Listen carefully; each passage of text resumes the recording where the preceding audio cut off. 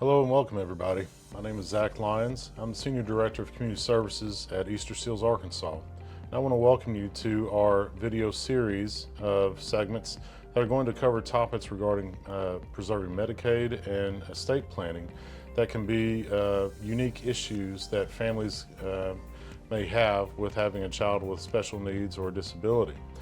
So we're going to go through this series of different topics, and we hope that it will end up being a resource for you to address these different issues and gain some insight on that. And today we have here with us Harry Ehrenberg. He's the founder of the Special Needs Estate Planning Taskforce. We want to welcome Harry with us to help us go through these different series of videos and segments that can help provide some more resource to you and your families, and hopefully prevent any type of disruption to your services. So, Harry, welcome. Thank you, Zach, and thank you to Easterseals for producing these videos. Estate planning for families who have a member with special needs is complicated. It's critical that they get it right.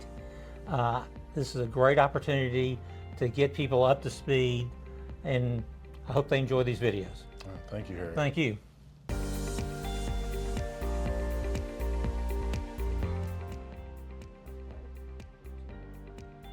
Hi everybody, welcome back again. So in this segment of our series, I want to get into flexible trust packages.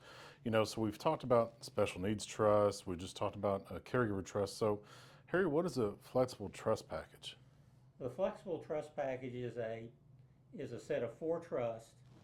The reason why we use 4 trusts is because many of our kids are going to live 20, 30, 40, or 50 years, okay? Mm-hmm. Situations change, benefits change. So what we put together are 4 trusts. There's a special needs trust, which we've talked about. Mm-hmm. It's going to be a third-party special needs trust. Right. There's the caregiver trust. Mm-hmm. We've covered that. But we also include something called a spendthrift trust, and that's a trust that's appropriate for someone who has a special needs, that have a disability, but they're not on a government benefit that requires them to be impoverished. So not on Medicaid or SSI. Oh, wow. They're probably on maybe Social Security and Medicare. It's for someone who becomes disabled later in life. Quite often, they were in some type of accident.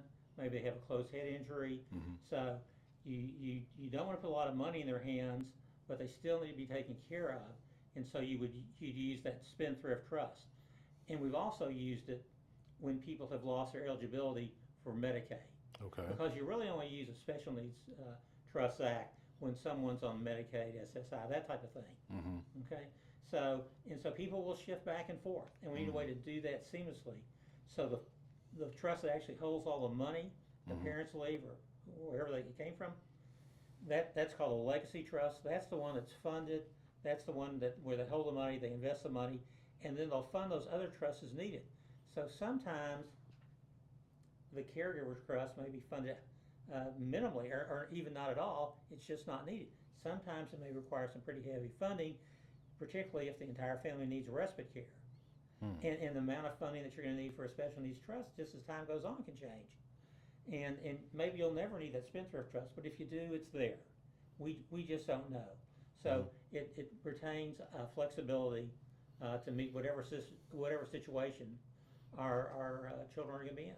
Okay, so we've gone through a few there. So, but the newest ones I heard you mention about is a spendthrift trust, and then a legacy trust. And if I'm following the pathway here, so the parent, they could have, or what they would need to do, or they could set up a legacy trust, and once they pass away, that legacy trust could fund special needs trusts and these other caregiver trusts and things like that.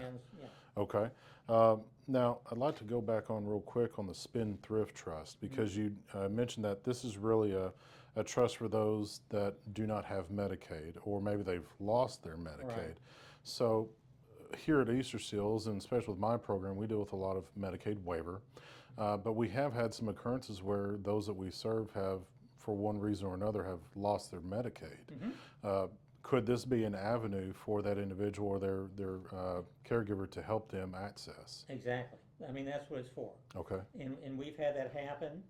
In the light of recent federal legislation, we think it will happen. It is going to happen more. There's going to be a move to take people off the Medicaid rolls. And when they do, our parents who have our system are just going to seamlessly be able to, their child will seamlessly go from being funded by a special needs trust to a spendthrift trust. Okay? Yeah. And if they get the Medicaid back, seamlessly go back, we'll take care of them through the special needs trust. So it sounds like there's definitely a lot of benefit of having these and just the flexibility there appears to be in these different trusts, wouldn't you say?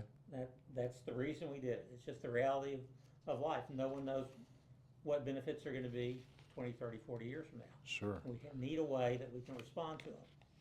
So it sounds like to me it's just really about ensuring a peace of mind. Correct. Okay. For the parents and quite often for their child. Sure.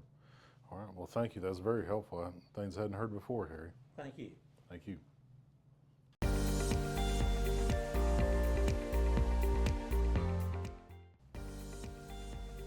Zach, thank you, and thank you to Easterseals for producing this series of videos. We hope you found them informative. If you have any questions about the issues we discussed, please feel free to contact me. The task force is available for group presentations either in person or via Zoom. We are here to help families that have a child with special needs deal with these important issues.